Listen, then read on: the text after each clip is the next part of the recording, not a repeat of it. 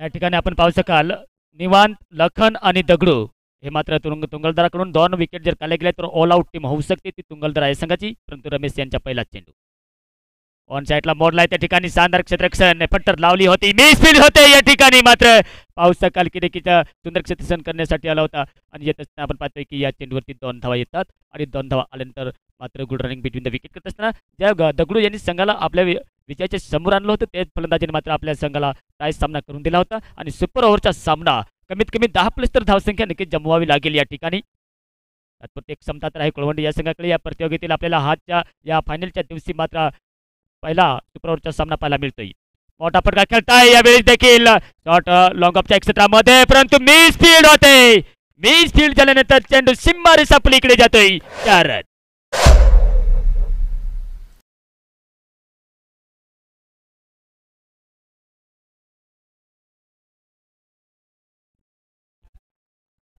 सांगतात ना की रात नहीं खाब बदलता है, मंजिल नहीं कारवा बदलता है, जज्बा रखो जितने का क्योंकि किस्मत बदले न बदले पर वक्त जरूर बदलता है. नक्कीच चित्र मात्र टाइम जो समय आहे तो मात्र बदलतोय आणि बदलत असताना आपण पाहतोय पुढील चेंडू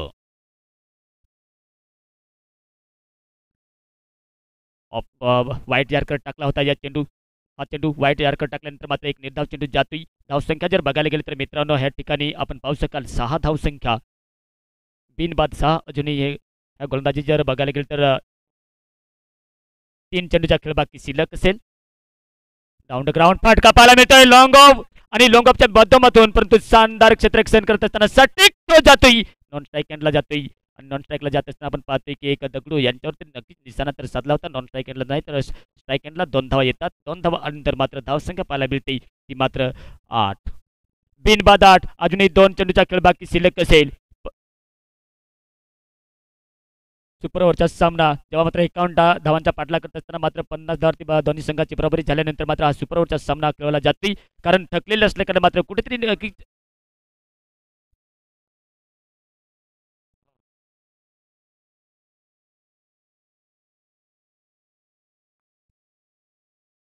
पाहतोय 2 चेंडूचा खेळ बाकी शिल्लक.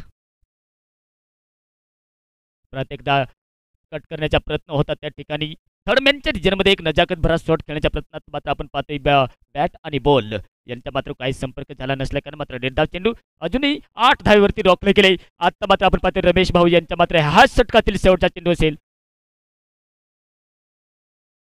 त्यानंतर नक्कीच आमचे ऑनलाईन जोडलेत रवनाथ भाऊ यांच्या देखील नक्कीच स्वागत करतोय. परत एकदा ऑन साईडला मोडल्यानंतर आपण पाहतोय एक धाव पूर्ण केली जाते, दुसरी धाव देखील पूर्ण केली जाते. या ठिकाणी सट्टिक थ्रो तर येतोय आणि सट्टिक थ्रो आल्यानंतर आपण पाहतोय की शेवटच्या चेंडूवरती 2 धावा आल्यानंतर मात्र कुठल्याही प्रकारचे नुकसान तर नसेल, परंतु धावसंख्या आपल्या प्रथम फलंदाजी करत असताना तुंगलदरा या संघाने धावसंख्या बनवली ती मात्र 10 आणि 11 धावांचे टार्गेट ठेवले गेले. तुंगलदरा संघ आपण मैदानाच्या त्वरित मित्रांनो ताबा घ्यायचा आहे कारण उशीर होतोय.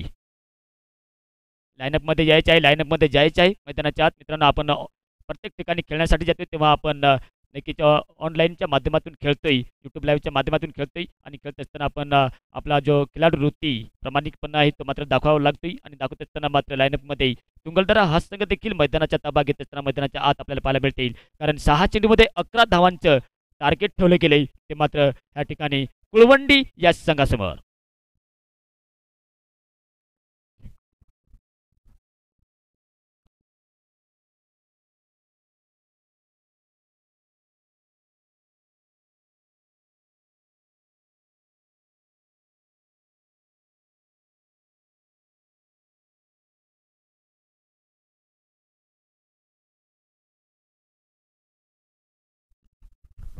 अंपायरना विनंती असेल, अंपायरना सूचना असेल की नक्कीच एक्सप्रेशन लावून घ्यायचे.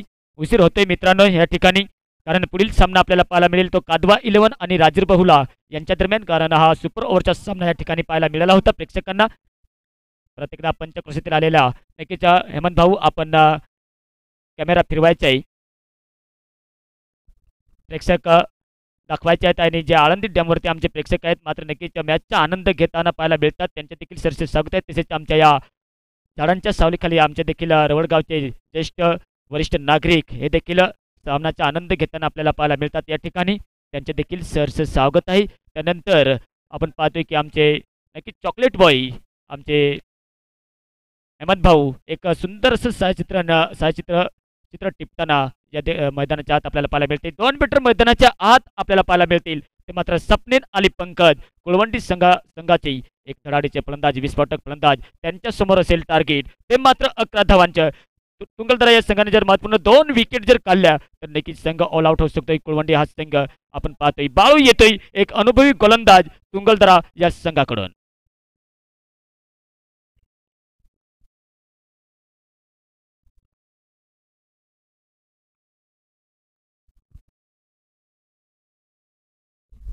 रवनाथ लिलके हे देखील आमच्या ऑनलाईन जोडलेत, त्यांचे देखील प्रत्येकदा सरस स्वागत आहे. त्यानंतर सचिन भाऊ जाधव. जाऊया मॅच कडे. पहिल्या चेंडूवर कॅच, हो नक्कीच हातात आलेली होती शिकार, ती मात्र नक्कीच घालवली दिसते आणि ह्या ठिकाणी मात्र good running between the wicket. 2 धावा पाहायला मिळतात.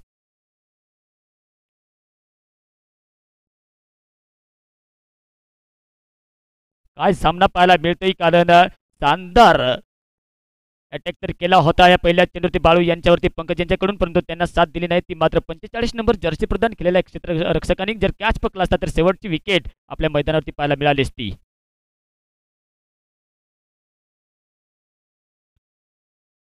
यावेळेला डकीच्या वाईटचा इशारा दिला जातोय.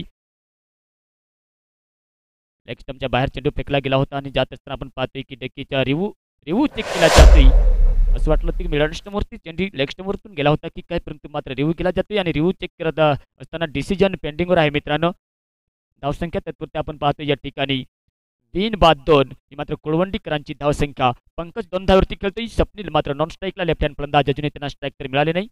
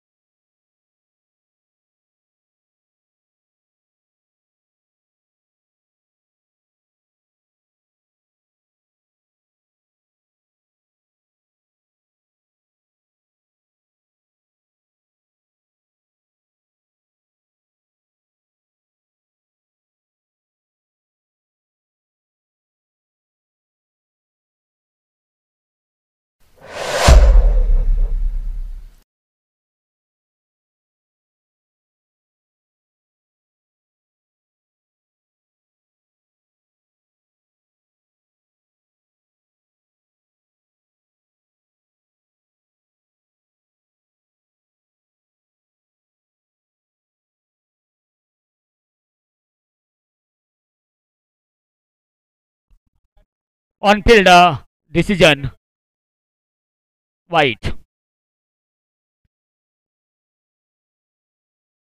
एक क्लॉज डिसिजन होतं या ठिकाणी. लेग स्टंपवरून चेंडू गेला होता, परंतु मात्र ऑन फील्ड डिसिजन जे अंपायरने दिलं होतं तेच मात्र या ठिकाणी गृहीत धरलं जाते. त्यानंतर जाही गरेल परत एकदा वाईटचा इशारा येतोय. ह्या ठिकाणी बघायला गेलं तर नक्की थोडासा अंडर प्रेशर टाकला जातोय तो मात्र बाळू यांच्यावरती. या ठिकाणी आपण पाहतो की ज्या पद्धतीने आपला स्वाभाविक गोलंदाजी आहे त्या पद्धतीने केली गेली तर नक्कीच कॉन्फिडन्सने गोलंदाजी करा मित्रांनो, नक्कीच तुम्हाला यश मिळू शकते. परंतु मात्र खराब जर गोलंदाजी केली तर फलंदाजाला कुठल्याही प्रकारची मात्र नक्कीच ऊर्जा वापर करावी लागत नाही, कारण एक फुकटच्या धावा मिळत असताना मात्र प्लस पॉईंट मध्ये जातोय कुळवंडी संघ. परत एकदा ऑन साईडला खेळलाय, त्या ठिकाणी विकेट किपर यांना लंबी दौड मारावी लागते या ठिकाणी, परंतु मात्र एक स्ट्राईक रोटेट केली जाते. आता मात्र डावखुऱ्या हाताच्या शैली फलंदाज मात्र विस्फोटक फलंदाज स्वप्नील हा स्ट्राईकला येतोय. समीकरण बदलते. 4 बॉल 6 धावांची आवश्यकता लागते. षटकार जाईल का, चौकार जाईल का, रॉकला जाईल का, विकेट काढल्या जातील का, एक चुरशीची लढत परत एकदा या ठिकाणी पाहायला मिळते.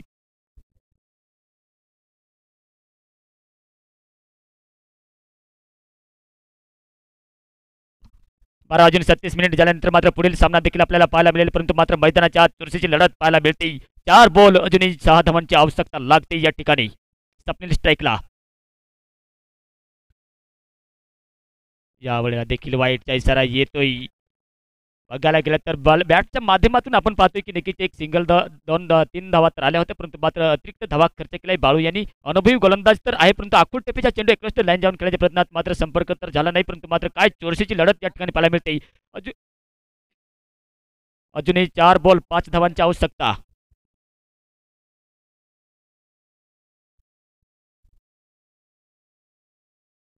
यावेळी ब्लॉक हॉलमध्ये चेंडू टाकला होता. शानदार परफॉर्मन्स दाखवत असताना मात्र नक्कीच हिंमत न हारता मात्र नक्कीच सांगली जाते ना की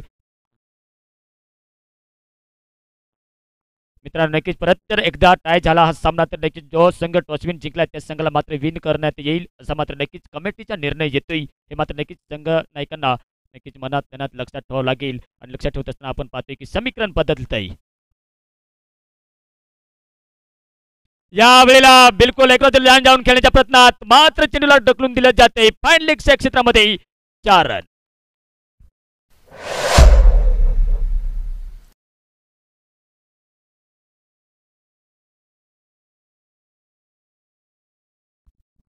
समीकरण बदलते. 2 बॉल आणि 1 धावांची आवश्यकता. ह्या अशा वेळेस जर ब्लॉक हॉलमध्ये चेंडू टाकला असता तर नक्कीच चांगलं पाहायला मिळालं असतं बाळू यांच्याकडे, परंतु मात्र एक आखूड टप्पीचा चेंडू टाकत असताना जेव्हा मात्र संधी मिळाली होती थोडासा बॅकफुटवर येऊन पुढचा पाऊल मात्र थोडासा पुढे घेतला होता आणि वाकून जेव्हा कनेक्शन झालं होतं तेव्हा मात्र फाईन लेग लॉंग लेग गलीच्या क्षेत्रामध्ये काढून दिलं होतं आणि काढत असताना मात्र एक उपयोगी फटका स्वप्नील यांच्या बॅटच्या माध्यमातून. समीकरण बदलतंय. अजूनही 2 बॉल 1 धावा.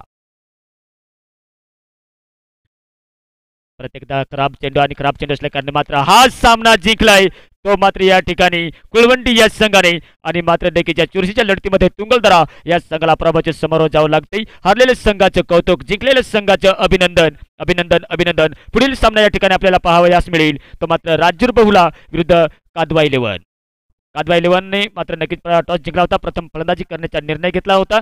मी नक्कीच आमच्या राजूर बहुला हा संघ एक बाजूने बघायला तर नक्कीच साम भाऊ यांचा हा संघ मात्र मैदानाच्या आत आपल्याला जाताना या ठिकाणी पाहायला मिळेलच. एक बाजूने आपण पाहू शकाल कादवा संघाकडनं जर बघायला तर नक्कीच शानदार परफॉर्मन्स केला होता. कादवा